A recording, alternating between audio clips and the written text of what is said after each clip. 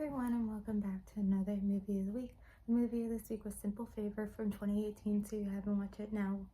If you haven't watched it, watch it now. If you're new to Movie Week, I talk about a movie here. You guys can provide your thoughts. In 2025, we're doing different romance movies, which may surprise you why we did this movie, and it kind of surprised me myself.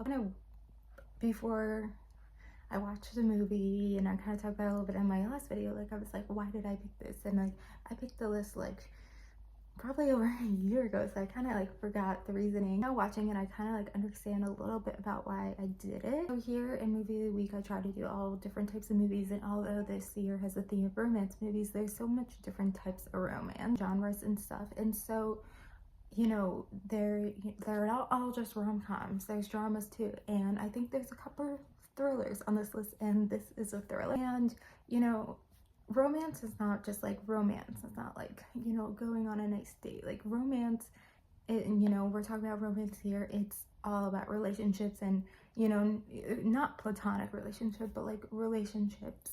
And so definitely thrillers, a lot of times there's some form of relationships in it that has a development, or I can think of so many movies where it's someone has an affair, and then that makes them do something great, whatever they should, you know what I'm saying. So I think the reason I did this movie is because there's a lot about relationships here that's under something, and I think it's important to talk about different genres and how relationships play into thrillers. I don't know if that makes sense. This movie wouldn't have worked if she, the whole thing is Blake Lively's character, she's married to this guy, and then she does this to him, and then he starts having a relationship with her friend.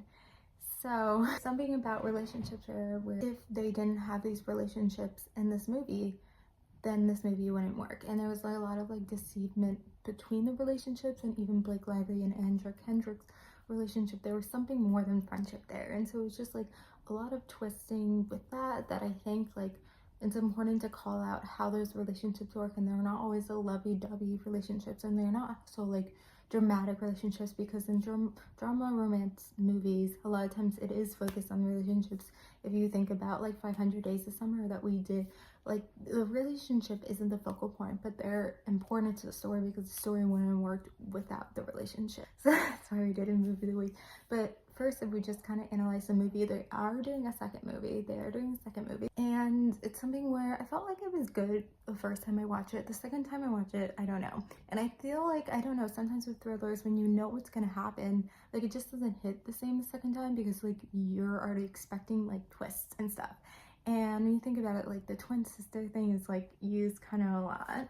And so it feels they're the second time I'm watching it, they're trying too hard. They're trying to be something they're not. They're trying to be Gone Girl. They're trying to do all these things, and it's really not there. So it's I don't really know what the second movie is gonna be. But so I guess it was okay movie, but I feel sometimes, I don't know, I feel at least with all thrillers, it doesn't hit the same on the second time. When we have done Gone Girl, oh my god, Gone Girl, we did do Gone Girl a long time ago, and I feel maybe it didn't hit as hard the same, but there was still something good about that, and I don't think this one hit as well. It makes you wonder if Andrew Kendrick character never got with Henry Golding's character. I'll see how I don't know any of their names, and I'm just saying the actors' names, but if they never got together, would I feel the story would be really different. I feel maybe Andrew Kendrick's character wouldn't have the drive to look for the truth that she kind of did, and Blake Lively's character would still, I don't know, maybe see her son, but it would kind of be pushed off, because Anna's character wouldn't be as much in his life. I think because she had that relationship with Henry Golding, that made her kind of act more like Blake Lively's character, and she decided to dress more like her.